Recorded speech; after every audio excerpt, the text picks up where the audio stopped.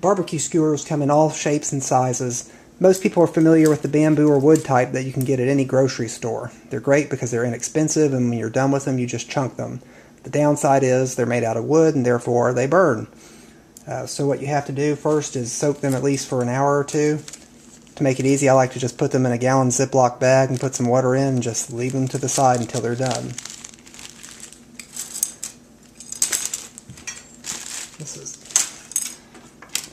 Then there's also metal skewers like these. You have the round ones and flat ones. One of the good things about these is that they're reusable. They don't burn. They're made out of metal, so they also help conduct heat, which helps cook from the inside out a little bit. The downside is they're metal, they conduct heat, and you can burn yourself on them if you're not careful. You notice this one's round and this one's flat. If you have the choice, you want to get the flat ones.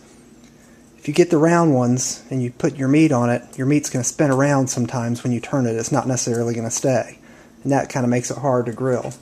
Whereas with the flat ones, the meat tends to stay better in place and doesn't spin as much. So I like to use the flat skewers if they're available. If you absolutely can't find a flat skewer and you're stuck using wood ones, one tip you can do is use two skewers at once like this, slide through the meat, and then when you go to turn the meat as it's cooking, or the vegetables, it's not going to be flipping around, they're going to stay in place.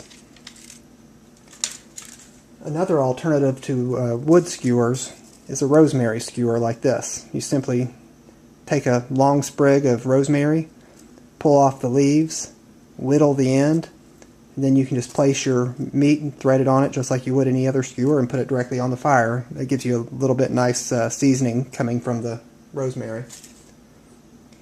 Now, one of my favorite skewers this year has been the Firewire flexible cable skewer. You can see you have a hook at one end and a probe on the other.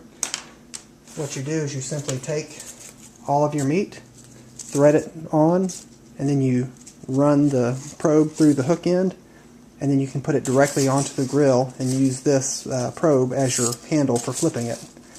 Another great easy thing about the Firewire, boy, I sound southern from Tennessee, Firewire, far, there's a far.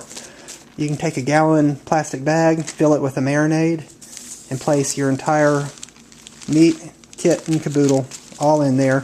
Put it in the fridge while it marinates, and when it's done, you can pull it out without just a little bit of mess, put it straight onto your grill.